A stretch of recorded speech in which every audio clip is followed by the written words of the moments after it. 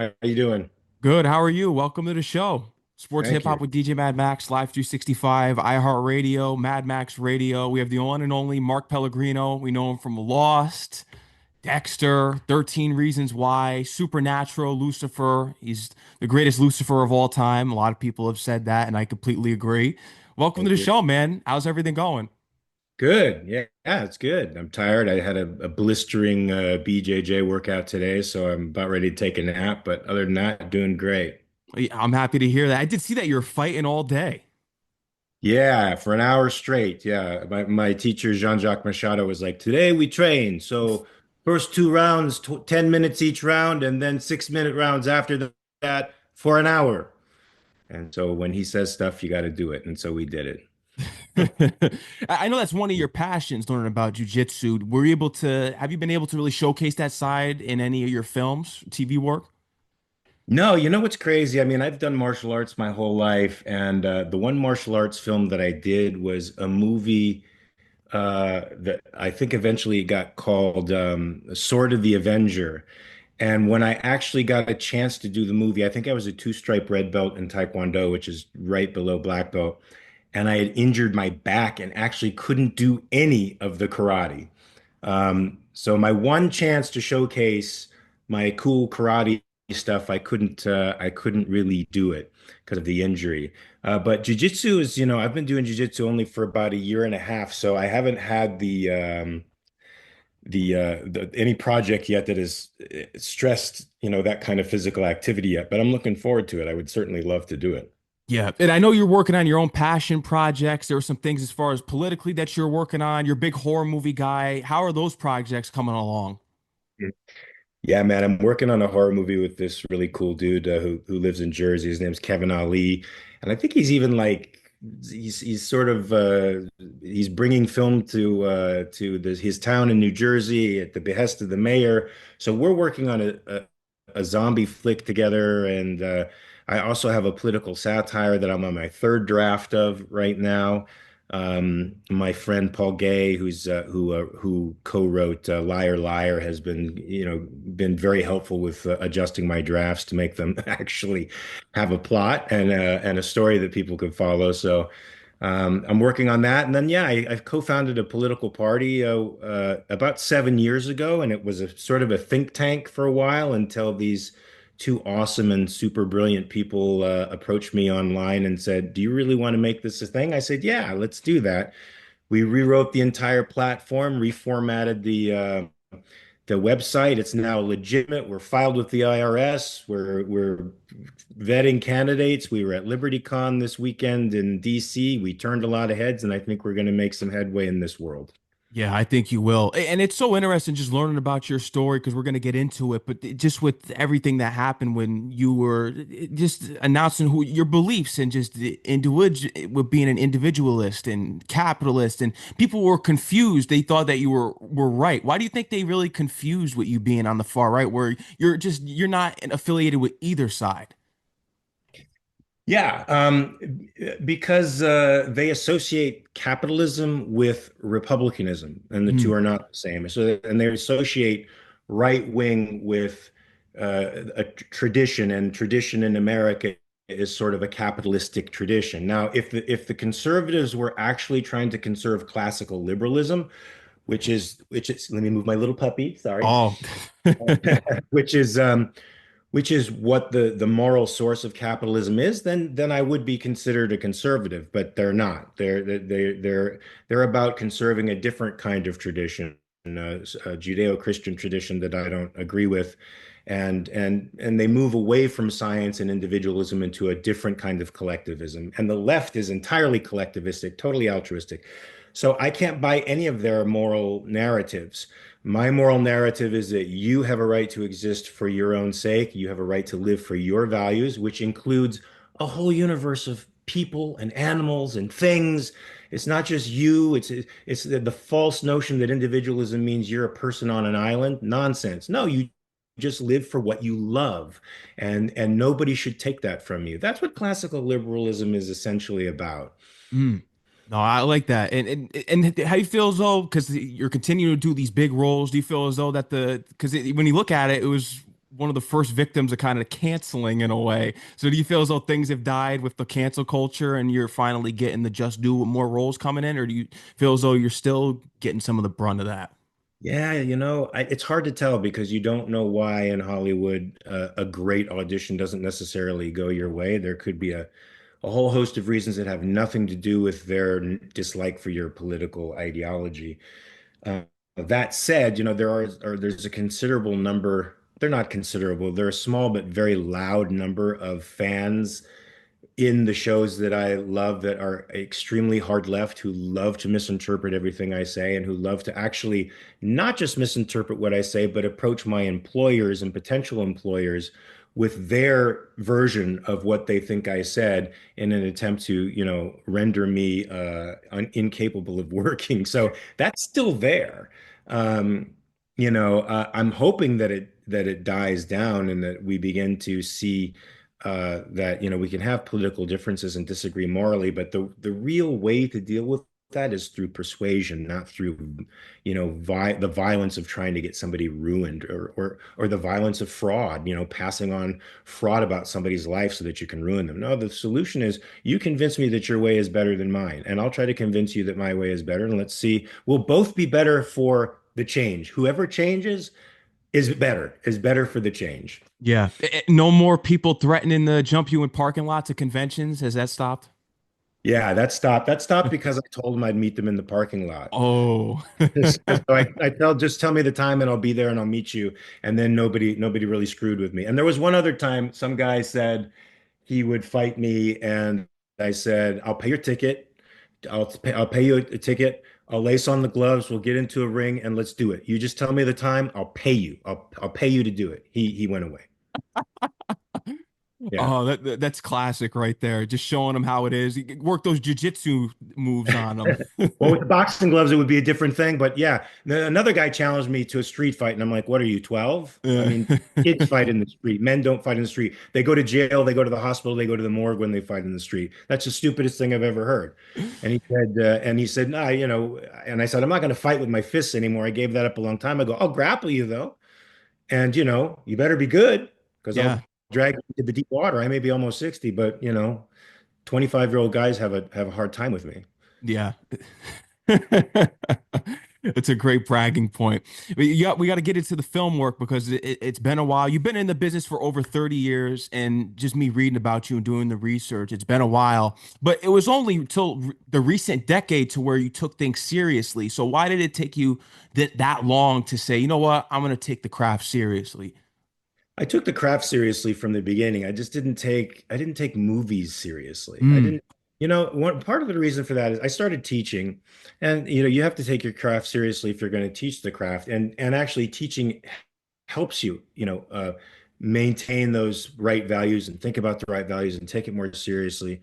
But I remember polling the class many times about some of the greatest actors in the history of cinema. And if I went back merely one generation, they didn't know who they were. And the further back I went, the less they knew about those actors who were mega stars in their day, who some like Marlon Brando literally changed the style of American cinematic acting. I mean, just his appearance and Montgomery Clift, guys like that. Young actors don't know anything about them, and I thought, well, is it really that important? I mean, people put so much stock in being a celebrity and doing movies, and they entertain people. Sometimes they make them feel good. Sometimes there's a great message that empowers someone, and that's great. But what about it is lasting? So I didn't take it seriously because I didn't think that the light of an actor shined for very much further than his life.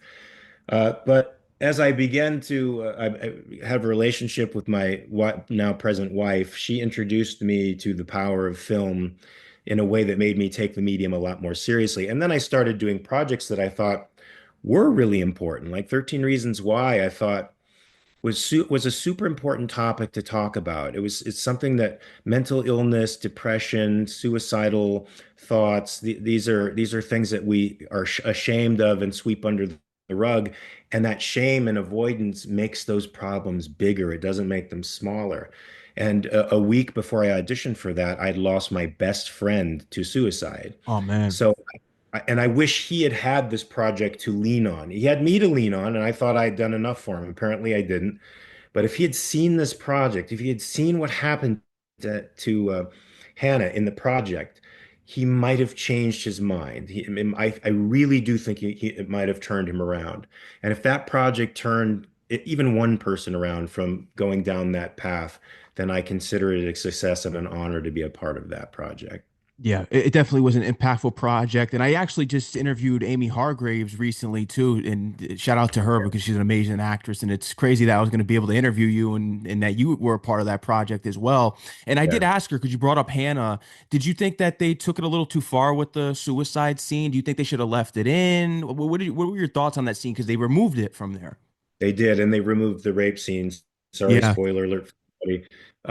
Those scenes were extremely jarring and I thought very necessary because it shows what contributed to her decline. And then the suicide was brilliantly acted on her part. And this is something that people who are just tuning into the show out of curiosity will never see. Because what you saw in her whole being was a universe of emotion.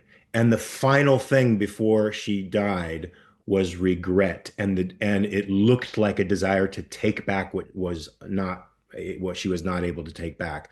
And that's an important thing for people, I think, to see. But I think the psychiatric community wouldn't give a pass to the show, wouldn't support the show without those two scenes missing, which were two of the most impactful scenes of the series. So I was disappointed personally that they felt those scenes were too powerful for people. It certainly didn't romanticize suicide the way some people thought. If anything, it did the exact opposite. And did you remember there was a series years ago, and you wouldn't remember this. You weren't even a drop in the bucket, but in the 70s, there was a series called Scared Straight, where they took these kids who were juvenile delinquents and literally one step out of prison, and they sent them to Rahway Prison to confront these convicts. And these guys were rapists and murderers and thieves. They were the worst types of people that you can possibly imagine. And they put these kids alone in a cell with these guys, and they terrified them. And I remember being a young kid going, I don't ever want to go to freaking prison because that's scary as hell. Well, that's what I think this show would have done for people who were thinking about going down the road to suicide. It didn't romanticize it. It scared the shit out of me. It Mm. scared the shit out of me for somebody who did something they can't take back and it's irreversible. And when you know that, when you really know that, I think it makes you think twice before you do something like that. I agree. And with your character playing the sheriff and just embracing the son because you had to change throughout the show to the point to where you have to save him from going to jail because he was the one that killed the Bryce and you had to accept him for who he was. And that was a touching part of the story. Also with Tony at the end, helping him get that scholarship. That was big. Yeah, no, I mean, I struggled with that too because I am a believer in the law. But what they established in the show was that the law didn't work. The law didn't condemn the guilty. It didn't make them do time, and people were able to circumvent it. And rather than have my son's life be ruined, I chose love instead, and that's a powerful thing in the story. It's a very touchy subject for me because I think the law is super, super, super, super important.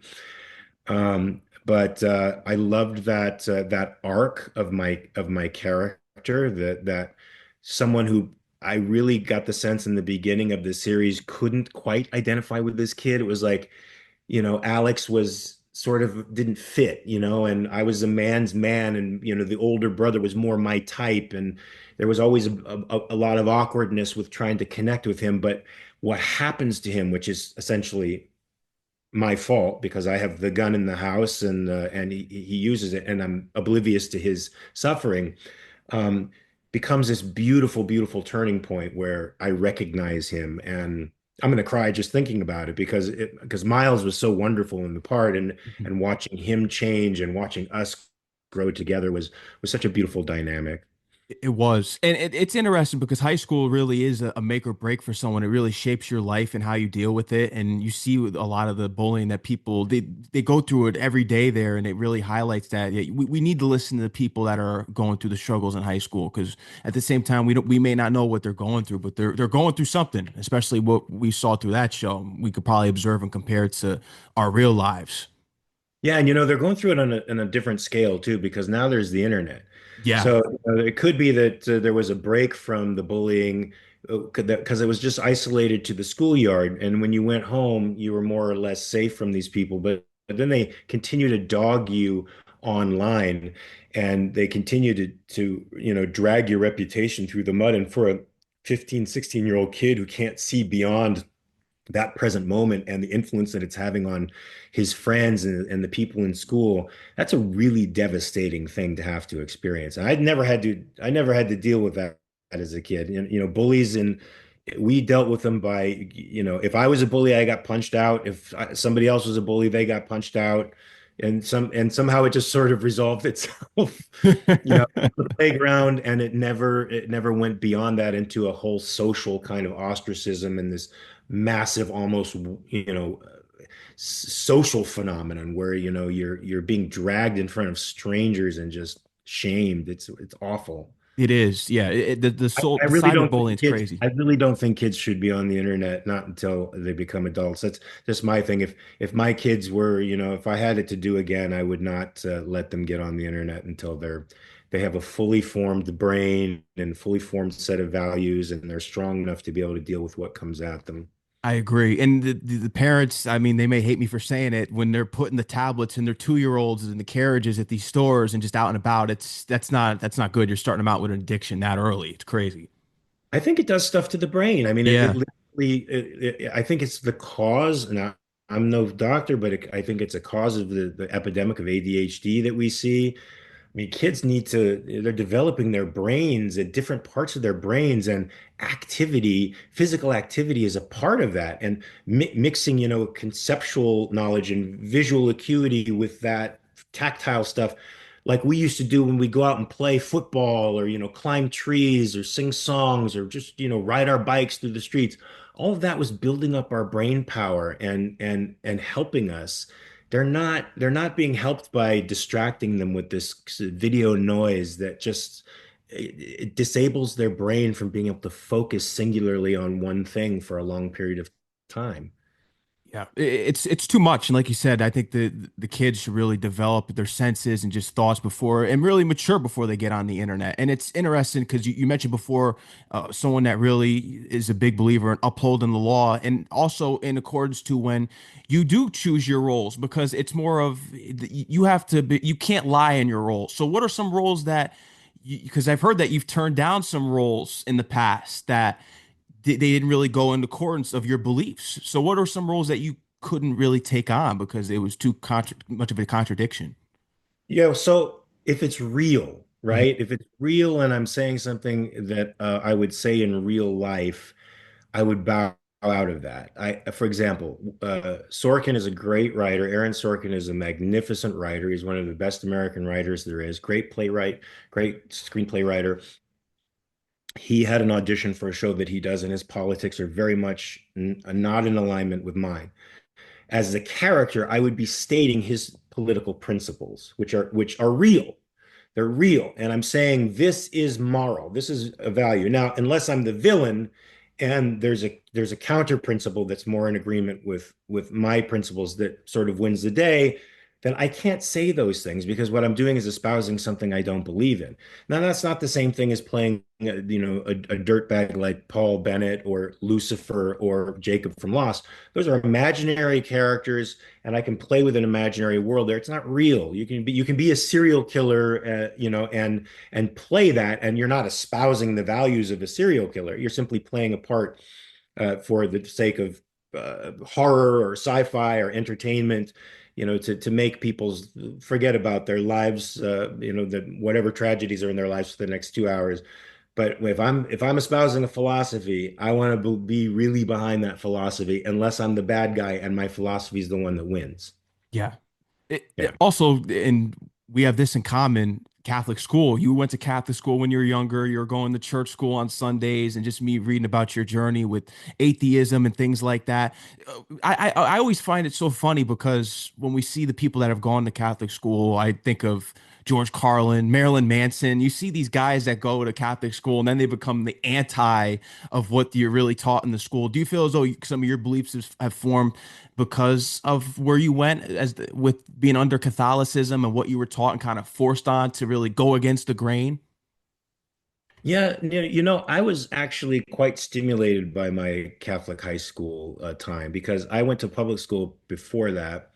And then they did a social experiment with the kids in LA. They were busing them out of their school districts into the inner city and in from the inner city into these other school districts in an attempt to they were using us as lab rats in a social experiment in an attempt to integrate the schools better and get inner city kids better educated, stuff like that. My mom didn't like that. I didn't like it. It made me confront racism for the first time in middle school. I'd never been like called a white boy or anything like that. And not that and a lot of my friends were minorities. There was Hispanic and Arab, Palestinian, and I just never looked at color as a like a distinguishing feature in somebody to judge them morally. And so when I started to feel that from kids that were coming from like Compton and South Central Los Angeles, it was strange and violent. There was a lot of violence at our school, and then my mom just decided to put me into a private school, a Catholic school, and I felt responsible for the sacrifice. So I started work, and I would pay for my books because I didn't want her to have to, shell out the money for the textbooks. They were expensive. And it was the first time I really connected with a kind of philosophy was through Catholic school and through religion classes. And even though it's part of what you have to do in Catholic school, it acquainted me with thinking about deeper issues and and philosophizing rather early. I mean, 15, 16 is around the time you start searching really for answers and start looking at the wider picture. So it was kind of cool, and I sort of gravitated in that direction until my mid 20s, and then I ran into Ayn Rand, and then I started looking at Christianity from a whole different perspective. And I remember being in church one day. I was actually at a like a born again church. I'd been baptized in Adams in Vermont, and right in the middle of the heart of the riots, LA riots. I got baptized in a predominantly black church. It was me and one other person were the only white people in the church. Pastor Bobo baptized me, and it was one of the greatest experiences of my life. And being in that church, that gospel church, was one of a great experience.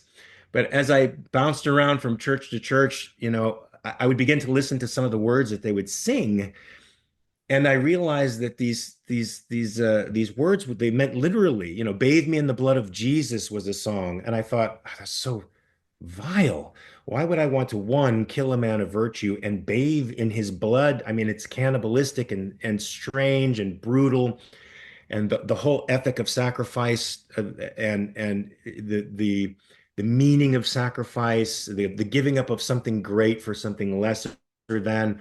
It really began to grate on me, and probably started doing homework unconsciously for Lucifer later down the line because it just bothered me. That just bothered me. It seemed like a backwards ethic. It seemed like a backwards ethic to love your enemy. It seemed like a backwards ethic to be pacifist.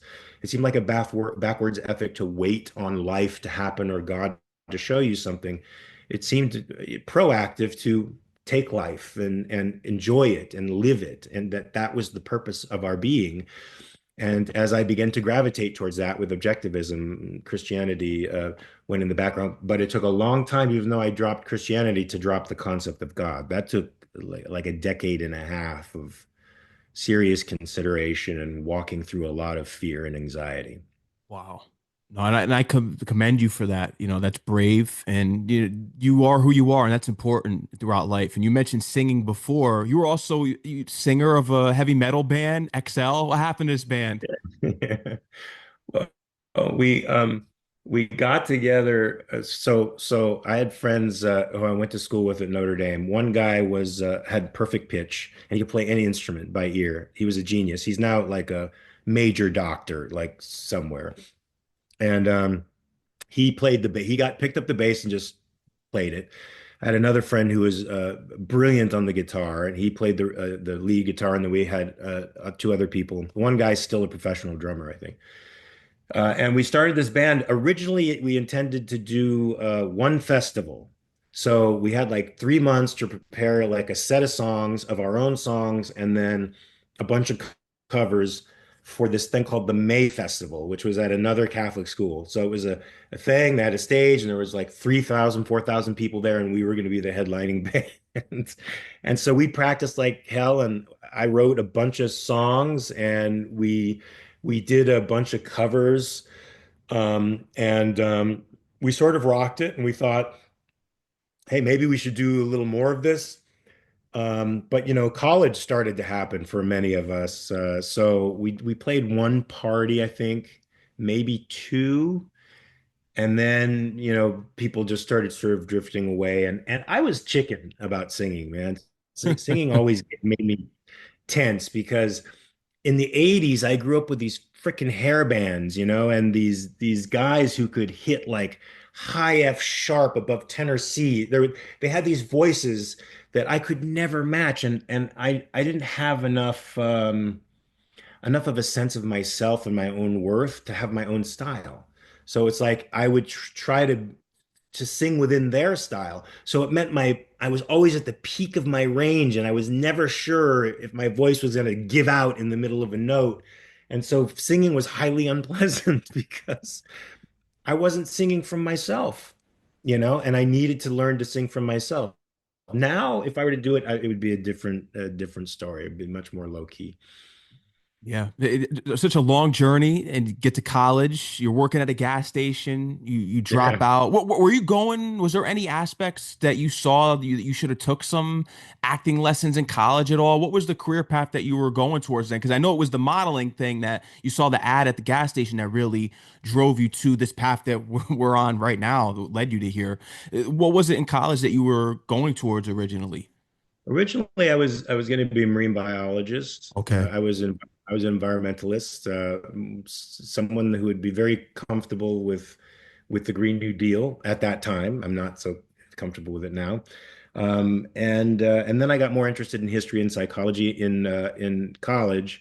But then in college, they would do this thing like for the first few quarters as a freshman, you got to register first. So they put you at the head of the line of 35,000 people. I was in the Cal State system. And so you got all the classes that you wanted for your major, and it was great. And then there comes a point where they cut you off, and then you go all the way to the back of the line, and you have to squeeze out whatever classes you can to build up units. And I couldn't find anything that I wanted to. I wasn't going to do basket weaving or any crap like that. The only class I found was a French class for 5 units at night. I wasn't into it at all. And so when I met this girl at the gas station, it was quite easy for me to say college, bye, because this girl was far more interesting. And it was a bit of a tragedy, a romantic tragedy for me, but I fell head over heels in love with this girl on site, which has almost never happened to me before. And it was a dramatic, crazy relationship that put me on a roller coaster, literally all the way down to the bottom rung of hell, to the heights of heaven, all over the place for 9 months until I finally said goodbye. And when I say goodbye, I just was at the gas station. I had nothing on in my life. And I was saying, well, I'm 19 years old, I'm 20 years old. I've got to figure out what to do. And that's when I saw the ad for John Robert Powers, which I think still actually exists in Chicago. I just heard it's sort of a scammy modeling school. You pay money, and then they have models teach you how to model, and then you do like a runway show or two, or you get a catalog. But they had this free commercial workshop class, and I took it, and the guy thought I had some talent. I don't know why. I didn't understand when I did something right, when I did something wrong. He set me up with an agent. That agent set me up with a acting school that turned out to be an amazing acting school, and that's where I fell in love with the craft. But I started working before I knew anything about acting. And then, when you're learning about acting, unless you're some kind of freaky genius, it takes a while, a number of years for you to sort out how to bring what you're doing in the classroom to the screen because filmmaking is a very distracting phenomenon, and you shoot out of order, and there's cameras in your faces and lights, and sometimes you're not looking directly at somebody because they want to get a close up, so you have to look at the matte box and have all these these values going on in you, and I would think to myself, well, I do so much better in class. What's going on here? Well, what's going on there is I didn't integrate all the information yet. I hadn't come into myself yet and become relaxed and comfortable with who I was so that I could just be with a camera going and not worry about, how it turned out. And that's why Sandy Meisner, my mentor's mentor, says it takes 20 years to be an actor. It takes you 2 years to learn the rudiments of the craft and 18 years to get out of your own freaking way. And then you're all right, unless you're Leonardo DiCaprio and you're sort of a natural from the beginning and you don't need any acting classes. I'm gonna bring this dialogue up. Denny, Denny. What? That's So, that. That is the worst death on film next to Sofia Coppola in Godfather 3. And she only had to say one word, Dad, and then she yeah. dropped. Say three. So this with this scene, this death scene, was this what made you rework and get to the theater? And was this the theater that was in conjunction with Jeff Goldblum? Yeah. Yeah. Yeah. So I hadn't done any acting at the time. And so when my death scene came up, I was like, shit, the only thing I know about acting is watching people die on Bonanza, or The Big Valley or some, whatever show I was watching at the time. And so so that was, a fairly ridiculous moment for me to have to live out as horribly as I did. But it certainly made me see that, I luckily I was watching a guy like Mr. Dorff, who's an amazing actor. He was in One Flew Over the Cuckoo's Nest, and I watched him, and I'd be sitting back there going, he's doing it different now. That wasn't the way he did that last time, and he's what is he doing? It made me curious as to how playful he could be, in the moment, and how different every take was. And I thought that was the wrong thing to do, being a newbie. And I learned through acting that it's actually a great way to be. There's some great actors who do it the same way every time. It's no insult to them, but it's also great if you can play and just let yourself roam a little bit within the text and explore. And that's the way I like to do it. That's the way I like to. No, and that's important. And speaking of Brad Dourif, Chucky, he did voice Child's Play there. He's the iconic doll. And then Exorcist 3, I think that was a really heavy film that showcased his acting performance. You were always big into Star Trek. What drew you to the horror genre? You know, when I was young, I had sort of a troubled childhood. I didn't know my real father. My stepfather was not a good person. And my mom would try to make up for that loss of a man in my life by, playing catch with me and stuff like that. And one of the things that we did together was on Saturday nights we would watch a horror movie, and I think it was like Elvira on Saturday night. So it's like at midnight or something like that. We'd flip on the TV and sit on the couch together and watch these crazy horror movies.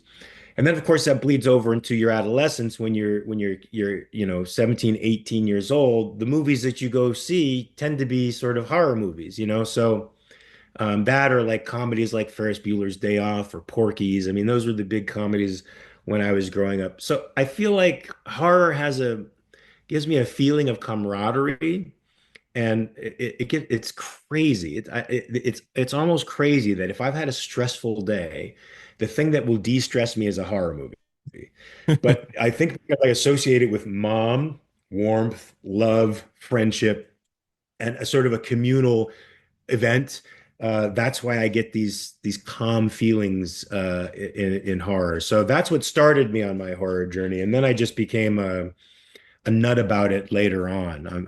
I just love the extreme circumstances. And if it's acted well, that's even more amazing for me because that actor has to maintain that level, that height of emotionalism for the entire run of a movie. That is tough.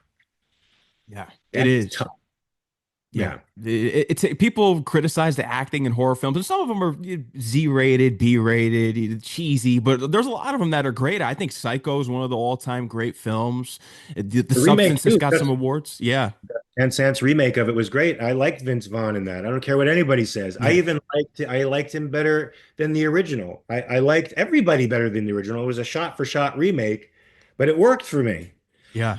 Classic. That it was a great remake, and we just continue on into your work because when we look at everything that you've done, now you get all the way into doing these horror shows, Tales from the Crypt, X-Files, getting tongue to death. That was so you're getting all these experiences all the way up to playing Lucifer in Supernatural, which is the highlight reel here. This is with the first big boom for you. Everyone knows you for the convention circuits and everything. So, but I always love your description of it because you compare him to being a misunderstood character. Because I remember when you were cursing all the males in the town and everyone, that was crazy. The burying scene that took place at night, which was your first time on film there on the set. Yeah, that was super fun. Yeah, and what I love season five Lucifer because the humor was there that of course becomes more exaggerated later on. I think the writers really liked that Lucifer, but it was very subtle and it was in the irony of the situation. The fact that I'm burying all the women and children of a town and possessing all the men as demons so I could bring up death. And the way I talk about it, it's like I'm, taking out the trash. I mean, that kind of ironic, that juxtaposition of, horror with the mundane and everyday was a beautiful, beautiful way of writing that scene and made that character super, super powerful to me. Yeah, it was. Especially when you look at it from the angle of spirituality. Are you someone that believes in the supernatural world? No. No, yeah. Because Although I've had some experiences though that I actually talked to one of the PAs on this TV show I just finished, and he had a ghost hunter show on for a while that he was in. He was a ghost hunter on it. And I was like, yeah, I've had a couple experiences, but there's a million things I could chalk it up to. So I can't say that they were, touching anything supernatural. So no, my philosophy sort of leads me in a very different direction. Yeah, that's the objective in you. The objectivist. Objectivist, Yeah, yes. yeah. You always bring in that side of things, and it's true. There might be explanations for other things that may not be supernatural. I do agree with that. What was it that they saw you for this role? Because you didn't have to go to the audition. They just straight up just asked your agent, "Would you like to play Lucifer?" Did you ever get to find out why they said that you would make a great Lucifer and offered you the role without going through the whole process? I never found that out. I have heard the story that Eric Kripke was considering both Misha Collins and I for the role of Castiel. I don't remember reading for Castiel though, to be honest with you. So, and I don't think Eric would make that up just to tell a story. So it's probably real. I just have no memory of it. So maybe they'd seen me before. I don't know. Or maybe they just think I am Lucifer and said, let's cast this son of a bitch because he looks like a mean son of a bitch. So let's do him. Yeah, but it's great not to have to audition because when you have to audition, and it's also great to sort of fall into the series regular thing because there was a time when you audition for a series regular, it's an event. It's an event, right? Like you go to the casting director and producers, you do your reading. They like you. Okay, great. So now you're going to read for the studio, but then they have to do all the negotiating beforehand. So there's all this negotiating going on, sometimes while you're even there at the studio waiting with the other people to audition for the studio. So you have to sign your contract there, and sometimes the agent's like, "Don't sign it yet. Don't do anything. Don't go in there because they're not meeting yet." There's all this craziness going on at the time that you have to focus on that. And then after the studio, you have to audition for the network. And there are people that crack when they go to the network. I mean, Broadway actors who crack when they're in front of all the assembled executives of the network. And it can be a scary thing. Like I remember when I did Cherokee Kid, this Western for HBO, we were going to do a read through of the script in front of all of the HBO executives. And I turned to the director, Paris Barkley, a great director, great producer, worked on NYPD Blue, and just an awesome dude. And I'm like, can you do me a favor? And can you remind the executives that we're just reading, because the last thing I wanted them to think was that we were supposed to act the part, and then have them like go, "Ooh, he's that's not what we envisioned," and then fire you in the reading. I was very concerned about that because the network's there and they're listening and they're looking and they're, do we want this guy? Which would happen in Dexter too. In Dexter, every week we would read at lunchtime in front of the entire network for showtime. And I would always remind somebody to tell the network that we were just reading. Yeah, Paul Bennett, another great character there. With the Lucifer character, was that when you were going through getting away from the belief in God? Was that when you were kind of discovering it and kind of just intertwined at that point? Yeah, let's see. That was like 2005 or 8 or something. Mm, Yeah, that was I was like, yeah, I was in the middle of that battle still. mm, I I hadn't been able to release the idea of God yet. And I take that as a psychological shortcoming on my part. I came from a pretty fractured, family life, and that leaves you feeling really insecure and yearning for something very solid in your life, which the idea of God provided. But it hurt to let that go, but I was able to let it go. yeah. You've been around some of the biggest people in Hollywood as well. Jeff Bridges, you learned a lot from him working there, and Eddie Murphy. And I look at just all your credits. You've been on so many big shows. What's that show that you didn't get a chance to be on, or show that you want to be on that you haven't been a part of yet? Because your credits are through the roof. Oh, that's a good one. I mean, I'd love to do a Black Mirror. Mm. I really like the show. I've had a couple friends on it. I'd love to do The Bear. I worked with Jeremy Allen White on a little movie called Bad Turn Worse, and I love the way that I haven't seen the last season, but I loved the other two seasons. I loved the acting in it. I thought it was really brilliant. I love the filmic style of it. Um, I'd love to do Yeah, I'd love to do some cool sci-fi thing, or some detective thing. I wish I could do Peaky Blinders, but I think that's done and that's in another country. But I'd love to do. I don't know if you ever watched Peaky Blinders, but those guys were. Killian Murphy was so good. I I haven't had the wanted to chance to be a see Peaky that. I got to Blinder. see it. I wanted to be a Peaky Blinder, and I wanted to be him. So that's great. When you see especially like an anti-hero, somebody who's the head of a gang, like in Manchester, in the early 20th century, late 19th century, to make that guy so smart and powerful and interesting that you want to be him, that's awesome. And that's Yeah. what Killian. Yeah, and Lost, another big character, Jacob. You read for the pilot for this? Was that and you didn't get the role? Was this kind of why you didn't want to try out again, and your wife convinced you because she was a big fan of the show? So when I read the pilot, it was only a treatment. So it wasn't even a pilot. It was 23-page sort of treatment, sort of the sketch of a pilot. And it was still the best thing I'd ever read. Like that's how good it was. Like I had to turn each page. I'm like, this fucking thing is amazing. And so they had me read for a part. I'm sorry, my dog is just sort of, he's 18 and a half and he's sort of wandering. Oh, I just want. Um, And so they had me read for, I don't even remember what part they had me read for, but it was a fun read. And they actually had me read for, like 2 seasons in, they had me read for a guest starring part, which didn't work out, thank God. No, no, I had never seen the show. I knew the pilot was going to be great. I knew the show was going to be great. But I had like 4 or 5 auditions that day, and the scene they wanted me to audition was a 7-page scene with a lot of dialogue. And I'm like, there's no way I'm going to be able to do this justice. I think I'm going to fuck it up, and I don't want to leave a bad impression with these folks. Even though April Webster knew me as an actor, I still didn't want to fuck it up. But my wife has said, "You're crazy. It's the biggest show on television. You have to go in on it. Grab your cashews and get in it. Do it." So I did it. I just threw it against the wall, and 3 weeks later, they told me I got the part, and I didn't even know it was Jacob.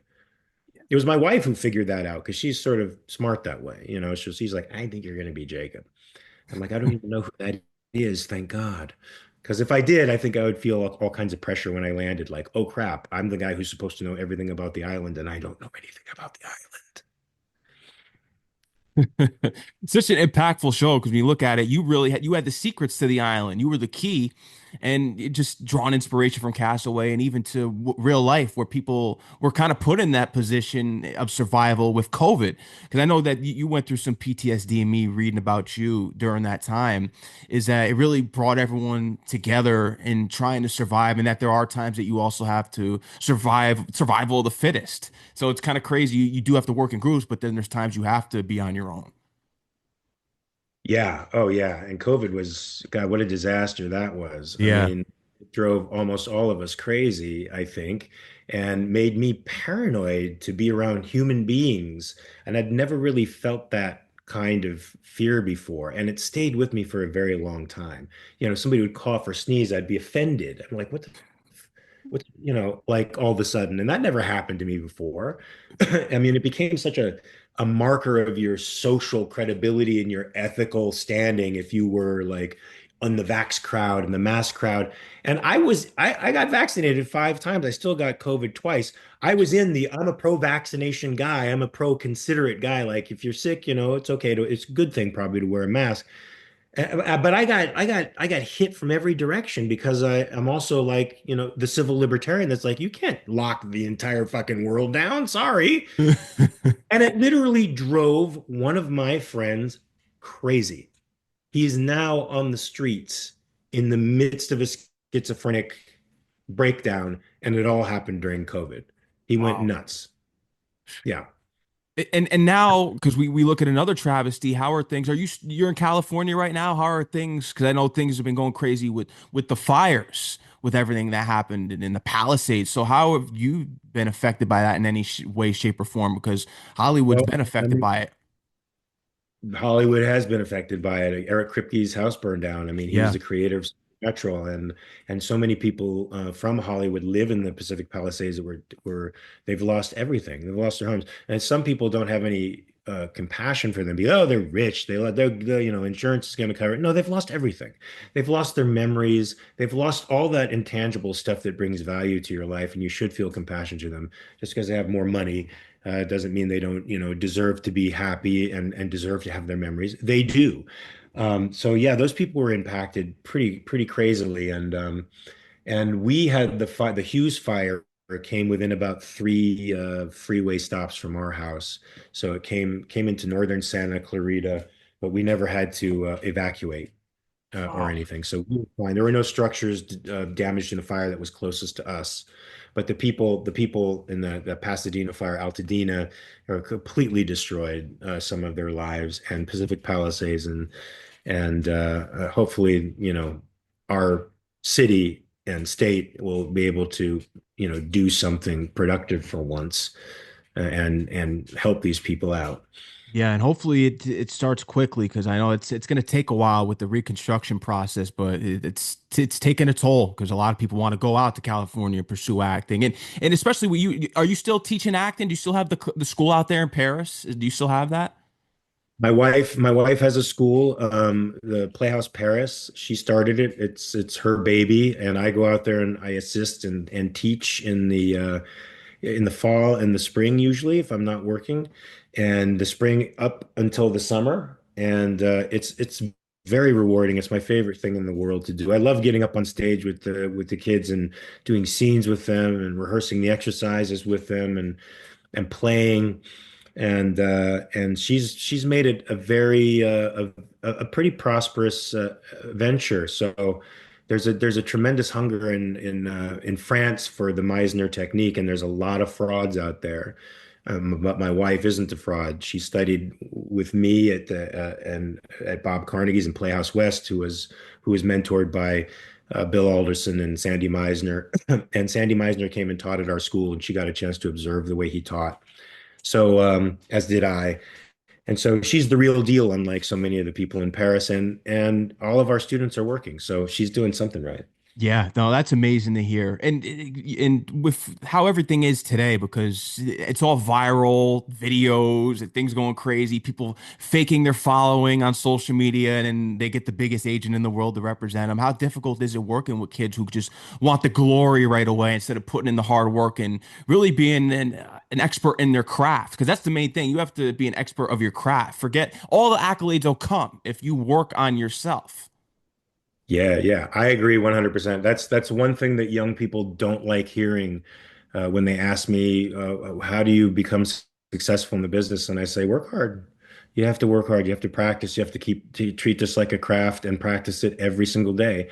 And eventually, opportunity will meet up with your talent somewhere down the line. It may take quite a long time, but you have to stick with it. And even if it doesn't happen, you're better off for the effort, even if it doesn't happen the way you think it should or would like it to. We don't really have that problem in Paris, believe it or not. It's definitely an issue in Los Angeles. Some of the kids in Paris mostly understood that, this is something they got to work at, in order to get at it. I don't know why, because Europe has a very different work ethic than America, reputedly, right? America's supposed to be all about work, and we define ourselves by our work. The Parisians define themselves by leisure time, and work is just an aspect of their life. It's not their whole lives. But yet, many of the students there are much more devoted than many of the students out here. I don't know. It's a paradox I can't solve.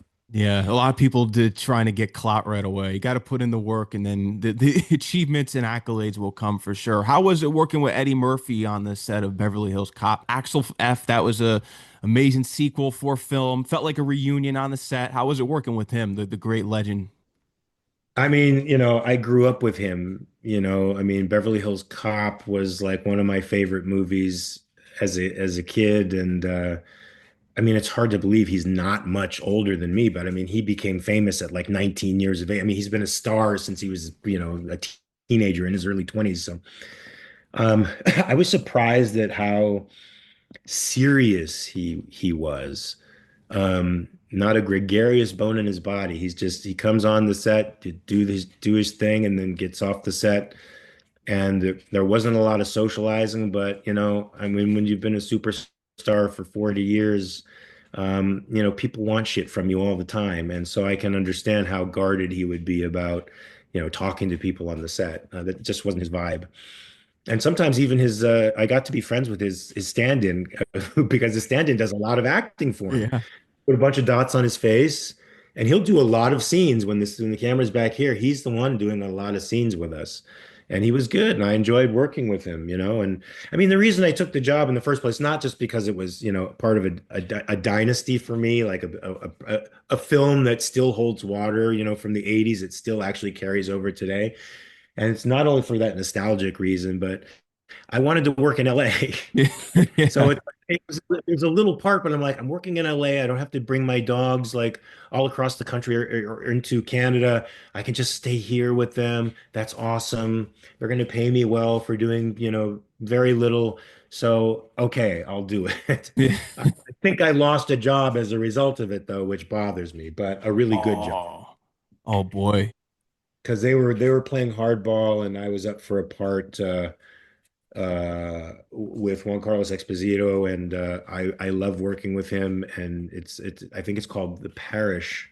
It's a TV show, and we would have been the two leads of the show, and I would have been his like friend, like almost brother friend. And I mean, it went all the way down to the wire, and then they gave it to Skeet Ulrich. Oh, a scream. Yeah, but he was on the screen. Yeah. I mean, you've been a part of a lot of legacy films as well. Death Wish 4, Charles Bronson. Yeah, that was back in the day. Lethal Weapon 3. And Mel Gibson, I feel as though he could talk too much at times, but he did talk to you and make you some coffee. Yeah. Yeah, he didn't have to do that, man. Yeah, so yeah, I mean, my scene with I literally had one word in that movie where I say the guy's name and he kills me. But I have a really super long fight scene with Mel in this armored car, and in between takes, we talk and we started talking about Shakespeare, and I was like, I gotta tell you, I'm not blowing smoke up your ass, Mel. I loved you in Hamlet. I fucking thought you were great, and I still do. And I did Hamlet. I did. I did Hamlet in 2005. My wife and I rehearsed it for 2 years and we put it up for 4 months at our theater company. And I know how difficult that is. And I don't know if it was that talking Shakespeare. He's like, "You want a cappuccino?" I'm like, "Yeah, yeah, sure." I thought we were going over to craft service and he's going to get cappuccino. Takes me over to his trailer, goes in. He's got a cappuccino machine there. He makes me a cappuccino. We sit down and we talk fucking Shakespeare for like an hour and a half while they're setting up the next shot. And he told me some of the nightmares that he had to go through. Mel, I'm sorry if this is, I'm not supposed to give this information away, but it was so interesting. And to me, it makes you an even better actor.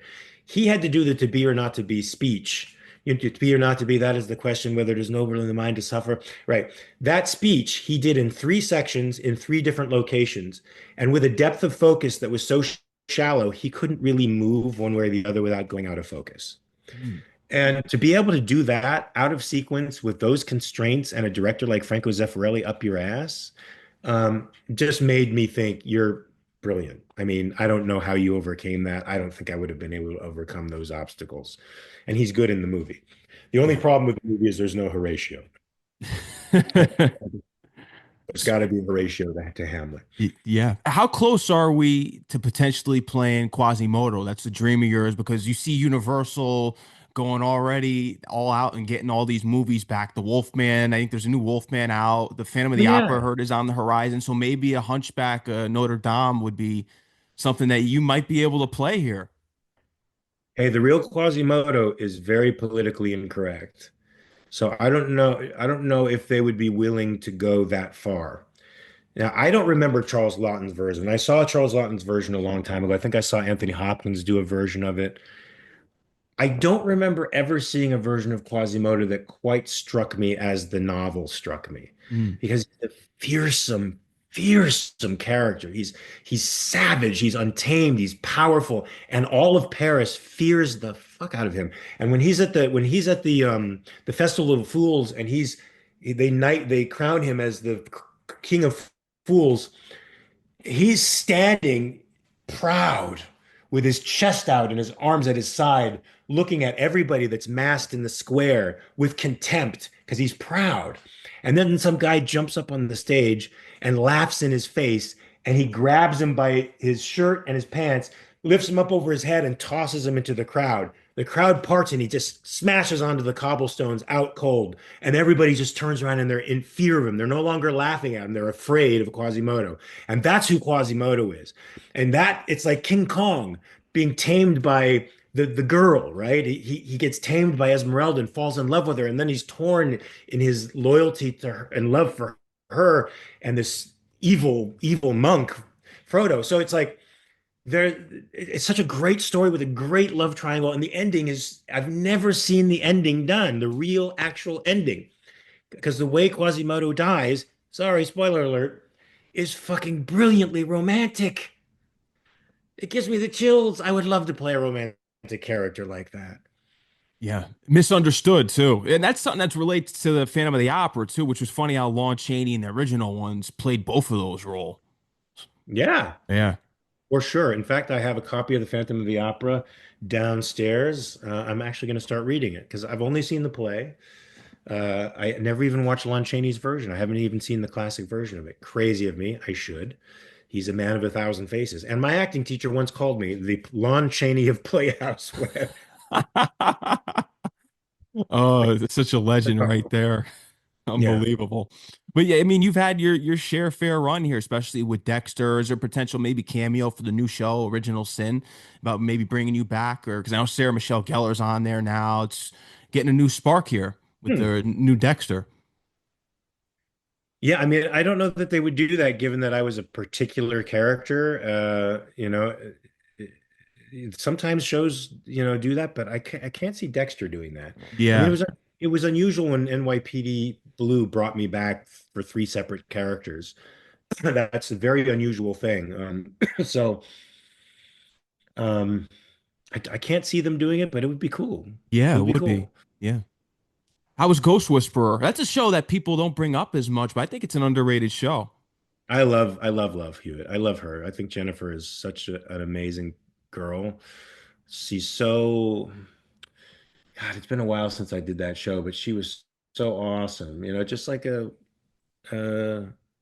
just like I could see like sitting down and watching, a football game with her and having a beer and just having a great time. She's that kind of girl that could just be anywhere, any place, and it's cool. Wow. Why is the closer your favorite role that you've done?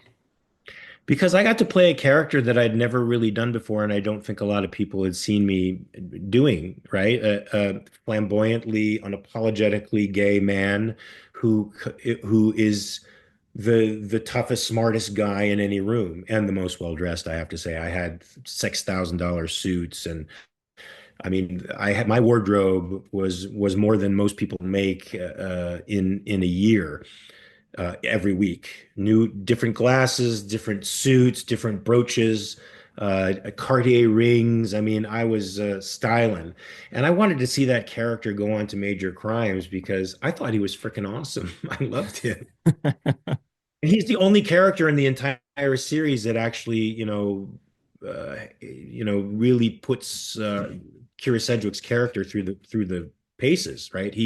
He's the one who sort of bitch slaps her a bit and says, "Hey, man, get it together," because she's the alpha dog everywhere she goes, and then suddenly somebody comes in and he's more alpha than her. I thought it was really fun. Yeah. Crazy. You've done a lot. What would you say now is the future of Hollywood and just filmmaking now that we've been so immersed in the digital age? We're going through a lot with the fires out there and just I know there's some worries with the new administration being back in office now from people in Hollywood. So what do you think is the future of filmmaking and just is it being independent and creating your own films now? Because things have changed so much. Yeah, I vibe that, the market has been opening. These streaming networks opened up the market phenomenally. I mean, I've seen people make great award-winning films on iPhones. I've seen people get magnificent representation from doing short films that get 5 million views on YouTube. It's like, there's so many ways into the industry now. I really see it opening up. Now, there's going to be retrograde forces out there that are going to be afraid of the technological progress that we're making, right? If you saw uh, Alien Hmm. Romulus, Yeah, that's the one. uh, That was the most recent one. yeah, they did a whole they had a character from the first Alien there, completely AI'd character from the original movie. And I could see how, he's passed away, of course, but I could see how people would be terrified that, their images could be up for sale and, AI could duplicate their acting and their image and they never see a cent. Or they could bring back actors from days gone, but we could act opposite Jimmy Stewart now, and people would get the benefit of that, and that I think actors would see that as a bit of a threat to their livelihood. So we'll see where this techno I always think technological progress is great. I think it moves us in directions that we never could have imagined before and opens up the world for us. It doesn't close it down, even if it temporarily feels that way.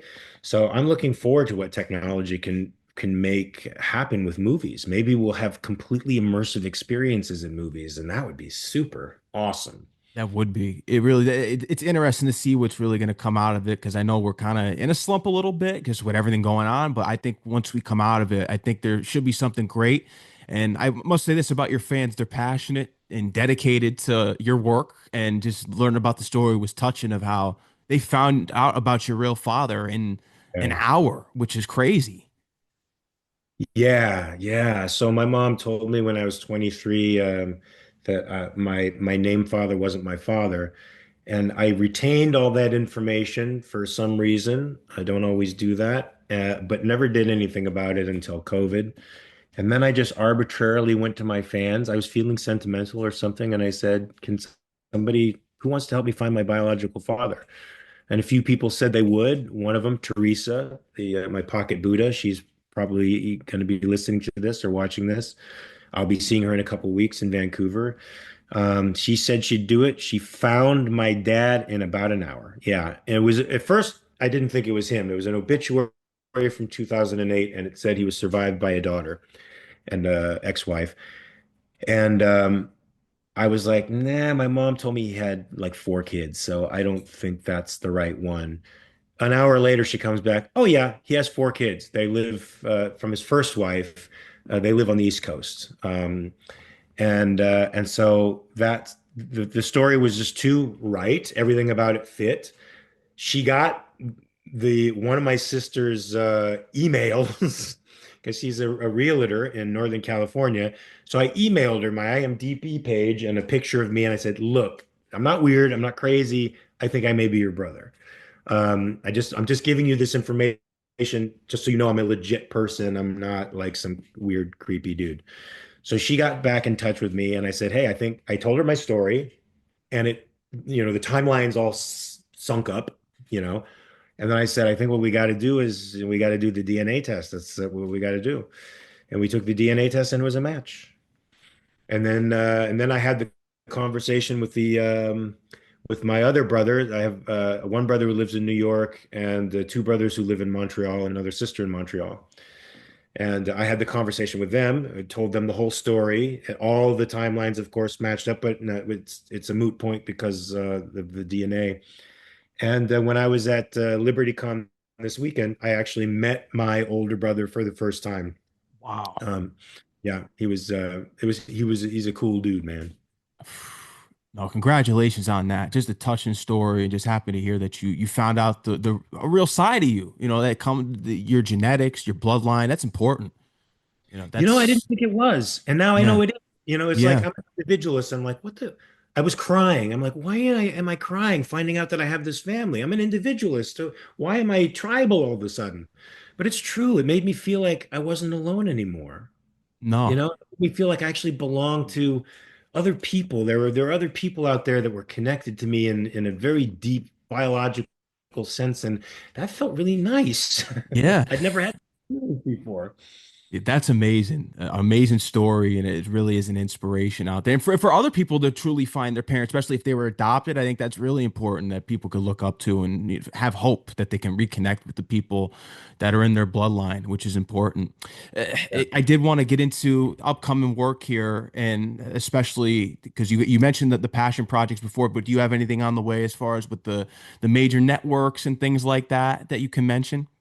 Yeah, so I did a couple episodes on Jennifer Garner's show, The Last Thing He Said to Me, and I had a lot of fun with her. I think she's super, super, super cool lady and a very, very, very fine actress. And we had fun playing with our scenes. And I love it when you go to work and you're playing and that's what it feels like. I also did this isn't a major network thing, but it's an independent TV series. It was called A Motel. I think they're changing the name. And I did 6 episodes of that and we're hoping to sell it to a major streaming network. And I think it's a good little comedic piece. I think people will like it. My part is not the funny guy, but I do things that are funny in it. Yeah. What are your top five horror movies that scared you? That really scared you? Because a lot of people we give top fives that are favorites. Because I'm a big horror guy as well. What are the ones that actually scared you? Oh, so okay. Wow. Let's see. That's a very good question. Thank you. I th I think when I was younger, The Exorcist freaked me out. Totally freaked me out. And there are scenes from Exorcist 3 that were just fucking wrong, right? Yeah. Like freaked me out in a whole other way. Believe it or not, Jaws, people don't consider Jaws like a horror movie or a monster movie. It is. That ruined my life. Well, I wanted to be a marine biologist. I said, part of the reason I wasn't was because I fell in love with this girl. That's partly true. The other reason was I saw Jaws and didn't want to get in the fucking ocean. And it still screws me up to this day. That movie messed me up. Recently, I Smile 2 Mm. thought was actually very freaky. Did you see Smile 2? I really haven't broke this to the audience, but I was actually in the audience scene to where the monsters on stage. Yeah, that was filmed up in New York last year. I was in that scene. I got there through one of the Smile 2, not acting the networks. substance, not the substance, but No, Smile no, 2. Smile 2 were the performers on stage, the singer. I Yeah. haven't seen the full movie yet, but I had the Uh, opportunity to do some acting work in that, and they had me in the audience for that scene. Dude, I love that movie. Yeah. I love that movie. It is a mind fuck. It's a mind fuck. What else? Do you have five that off the top of your head that's really scare you? Like Ooh. traumatized, Yeah, scare? I think Exorcist, the first one, is that was definitely when you look at it, the because it took me a while because when I was a kid and I saw it, I always used to think it was just a monster because I grew up on the Universal monsters and the slashers. So you kind of look at it as, oh, it's just another monster. But when you look at the psychological nature of it, it's something that can happen to you and you have no control over it, which makes you, that's what really scares you when you really look at it. And that I Right. would say that's up there. Sinister. Have you seen Sinister with Yeah, Ethan Hawke? that was a good one. I like Sinister. And I'm Yeah, not really a supernatural guy, like ghosts and stuff like that don't really freak me out. But that did sort of freak me out, as did Paranormal Activity. The first the one, first one. because, because they built up the tension so bad for just a little thing to happen. By the time a little thing happened, you're like, "Fuck." And so I fell into that hook, line, and sinker when that happened. Yeah, that one, I would say, or have you seen Orphan? I think that was something. Orphan was wrong. Yes, yes, I Yeah, did. Was wrong. A very good death scene, by the way, by Skarsgård when he gets killed there. Sorry, another spoiler alert. I watch death scenes and I'm like, oh, that's a good way to die. yeah, I have death scenes in my head that are like from movies that are like, oh my God, that person died good because that's pure acting. Anyway, go ahead. Yeah, The Orphan was freaky. yeah. That one, especially with the twist, insane. And I'd probably have to say, like that, you kind of remember it for the longest. I would probably say that Texas Chainsaw, the original one, because you just kind of have to put yourself in that place to where, imagine that you being in this house. It's hot as hell in Texas, and you have some guy in a skin mask chasing you with a chainsaw. It's either between that or the original Last House on the Left, which I think is just the most That's rough. raw. That's a Just pretty bad. That's a pretty that's bad. that film is it pushed Wes Craven really pushed the boundaries with that film. It's something that you don't want to see again. Although I was more fond of, I think, the third installment of Texas Chainsaw Massacre. That one really freaked me out. Okay, the third one. That with Jennifer Beal, Oh, and yeah, the remake, the new one, from 2003. but Yeah, that one freaked me out. I thought that was really, really, really good. yeah. Um, I know I'm going to come up with like five or six more that really freaked me out, but I sort of have a different view of it. It's not. It's like those movies messed me up. Like Jaws messed me up. Most horror movies, it's just like Talk to Me. I love Talk to Me. I thought that was a really, really, really good film. And I'm not into that ghost possession thing, but the way they did it was arresting for me. And the girl in it was just fantastic. Strange Darling, I thought was interesting. Did you see that? I have not seen it. I've heard of it though. I haven't seen that. Yeah, Fresh. Fresh was a freaky one. You got to see Fresh with Sebastian Stan. Those are all Yeah, good. Ooh, I yeah. gotta see that one. You know what? You know what really hits home too because you're doing a zombie project. I saw the first Night of the Living Dead when I was 5, and Oh, that wow. scared me. The black and white one. That was, and I always go back to the basement scene where the mother's getting killed by the zombie girl within the noise with the screaming. That always freaked me out when I was about 5. I remember that. That always stuck with me. Yeah, it's funny how scenes like that, even not even in horror movies, but there's a similar scene like that in Schindler's List where this German soldier and the Jewish kid are fighting, and the German translator is too scared to go up there and save the guy's life, and so you hear the fighting from the in the room going on, and for me that was actually a terrifying moment, Yeah. and and a moment filled with dread and the awfulness of not being too scared to save a guy's life, and then being a witness more or less to that, and that's not a horror movie, but that's a horror scene within a movie. Yeah, it definitely is, and the horror is just there's nothing like it. And what are your thoughts on 80s horror? Because when you were doing you're still doing the 1,000 film watch must see? Are you still I am. into that? I sort of fell off of it, so I've got still a bunch more to see. But 80s horror, yeah, it was sort of heavily tilted in the slasher direction, Hmm. and at the time, like Halloween was sort of a seminal piece, and it was interesting, and the People Under the Stairs and the Oh Wes yeah. Craven universe, all that stuff was this Nightmare on Elm Street. I don't know that any of that holds up today, but. Oh, I'll tell you what freaked me out. Fucking It. Not It. not just the 70s version, but the new version that creeped me out. Pennywise was such a freaky, he was Satan. I mean, that was a great play on Satan. And there are some scenes in there that just touched me in at like a nightmare level, Yeah. like at a nightmare level. And yeah, so yeah, that's it. I just remembered that movie and how much I really liked how scary it was. Yeah. So you thought it was scarier than Tim Curry's version? You think that because Tim Curry there was something more eerie about him because I think he just came off as a regular clown, where the new clown it was scary, but he just looked like a demon. So it was almost to where Tim Curry's version it tricked you. I could see, there's people who love Tim Curry's version over the new one. Oh, Skarsgård. Barbarian. Oh, I saw that with Justin Long. Yeah. Yeah, it's like two different movies almost, but it's in one.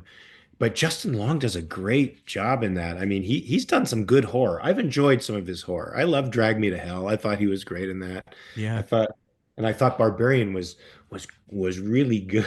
Yeah. Especially the first part because you don't know if Skarsgård is a serial killer. There's tension from nothing happening. It's just the anticipation of something happening that gets you, Yeah. and then the It twist before it moves into the second half of the movie. Yeah, it does. With 80s films, because you mentioned the horror, it's slasher, it's very slasher heavy, but you think the 80s genre was a poor time for films? I remember you were kind of critical of the 80s time frame.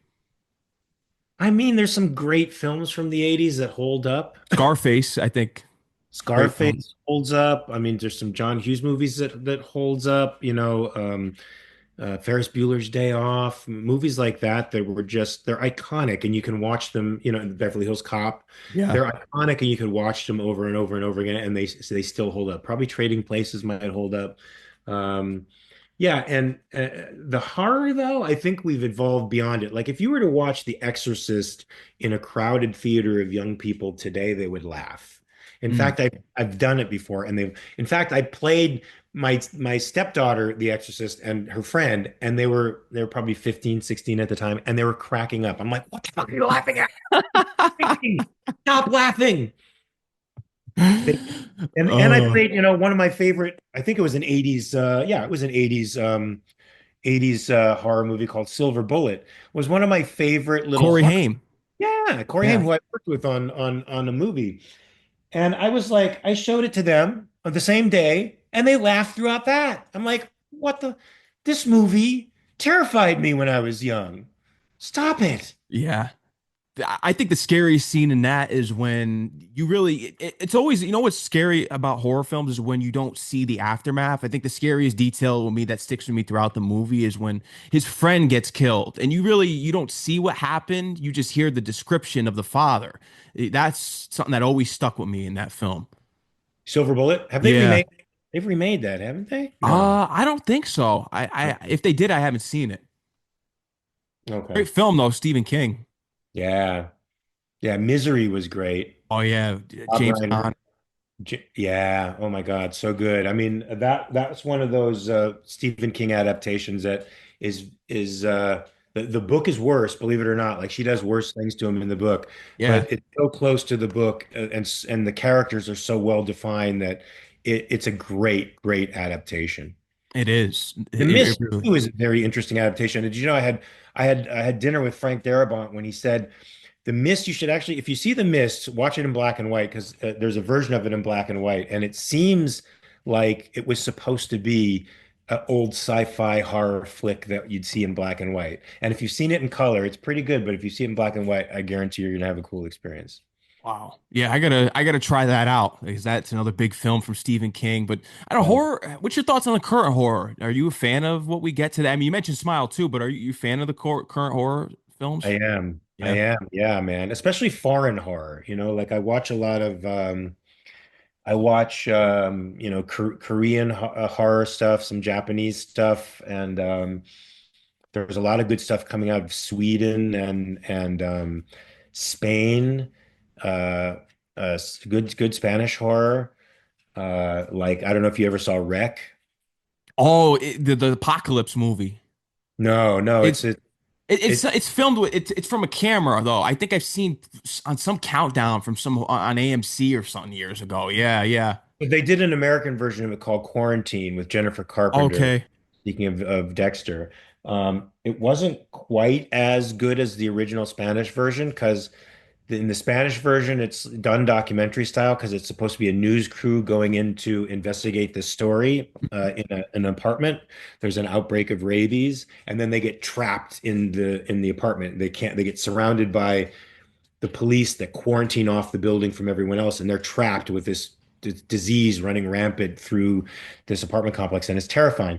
Well, they had a real newscaster do the part, and they had real fire department people there who didn't know what was going to happen. So everybody there is really, really surprised by the stuff that goes on. And it's fairly terrifying. If you think about the circumstances, you're trapped in a building you cannot get out of with people who are going insane on this rabies virus.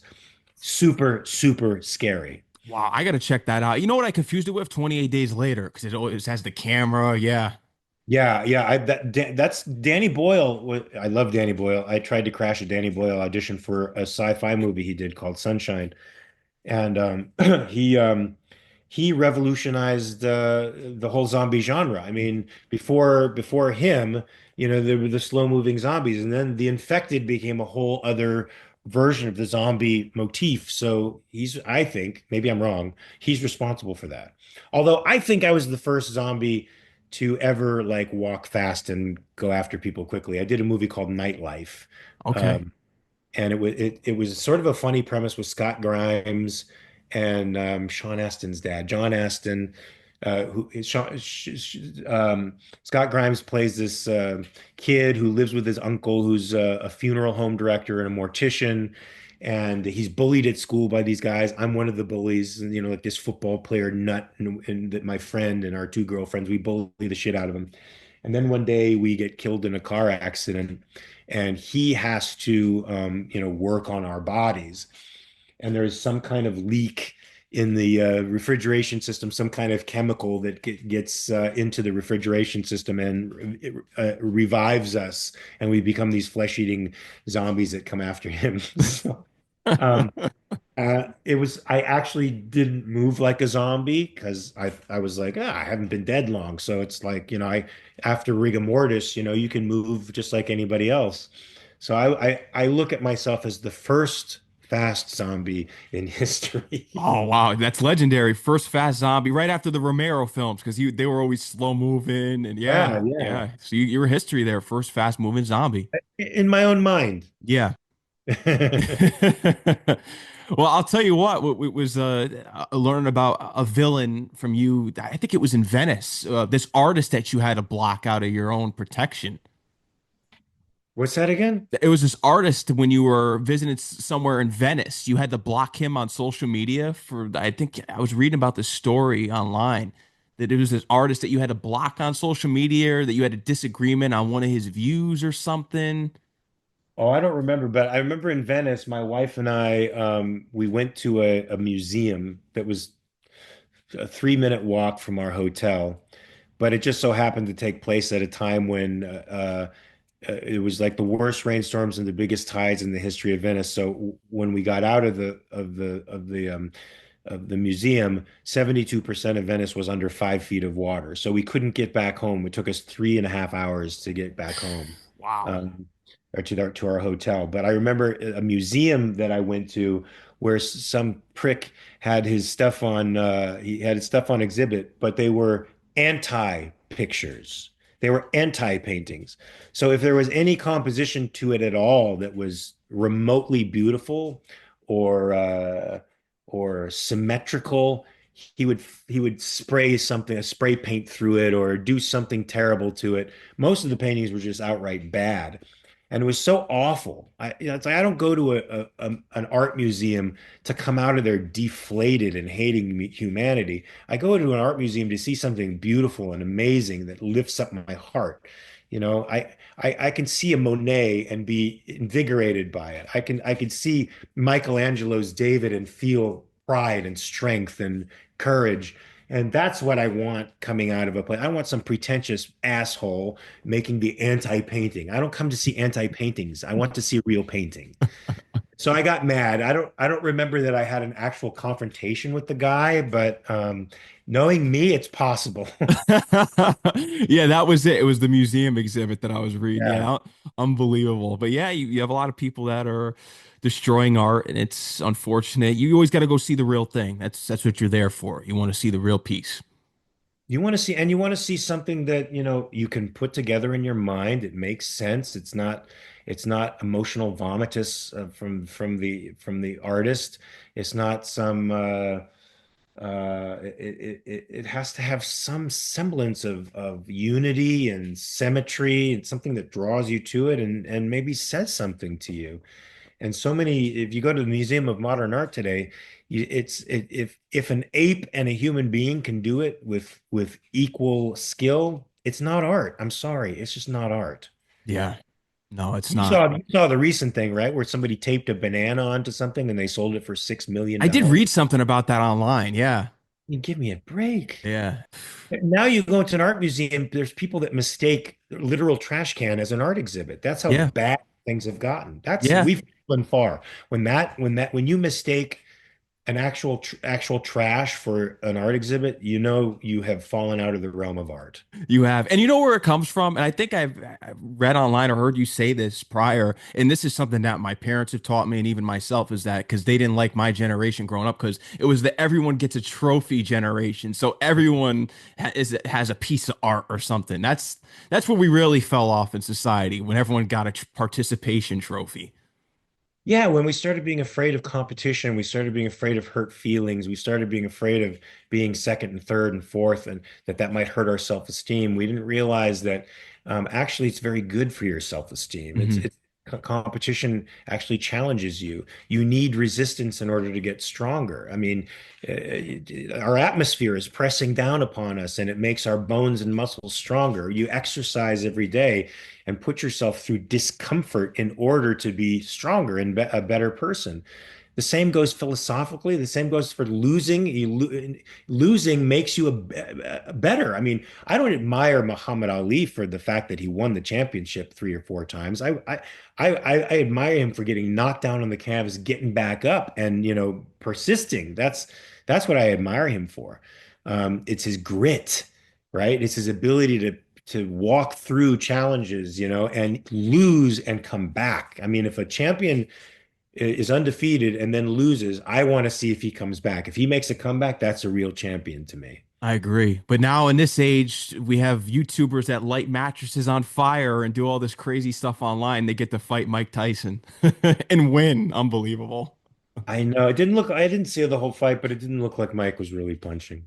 No, it didn't. There's some things there that I just think he was there for the paycheck, and there's And a I feel whole, like when he fought Floyd too, I think Floyd hit him with a check left hook and it wobbled him. And Floyd is like, I mean, that guy outweighs Floyd by like 60 pounds. yeah, And Floyd, I think he did a check left hook and then sort of held him up, yeah, like he held him up a little bit.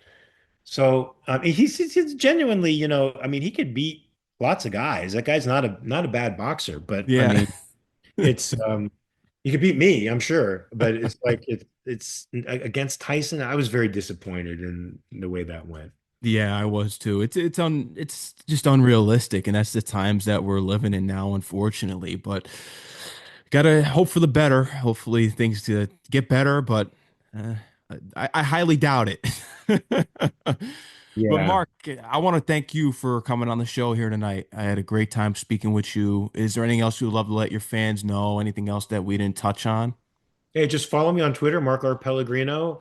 If you're ready for stimulating and or offensive conversation, I supply it all.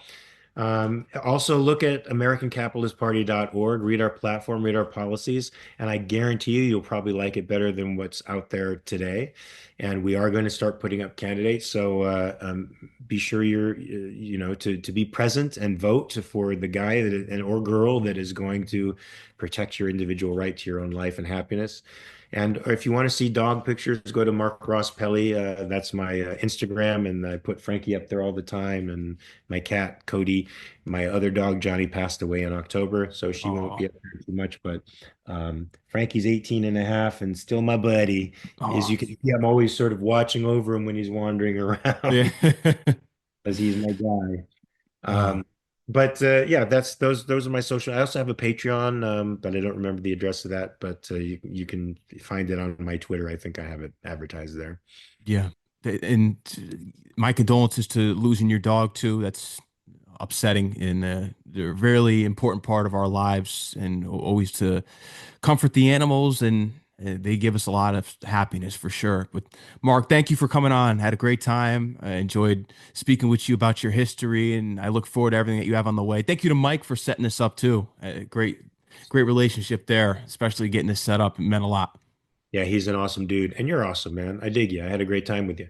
Thank you, man. It means a lot. You're always welcome back on anytime you have something to promote, especially with these independent films that you got going. I'd love to. Yeah, anytime, anytime. I'll give you a jingle and I'll come on again and promote the hell out of something.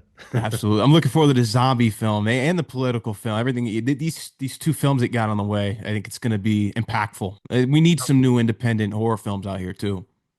Yeah, yeah, man. I mean, but there's some such good stuff out there. I'll compile a list and send it to you of stuff that I really, really like that's within the last couple of years. It's hard to beat, but we'll see if we can. Yeah. A true horror fan right here. Yeah. Mark, thank you again. Have a great night and enjoy the rest of your day, and we'll talk again. Thank you for everything. Peace. Peace. Have a great night. You too. Yeah. Bye-bye.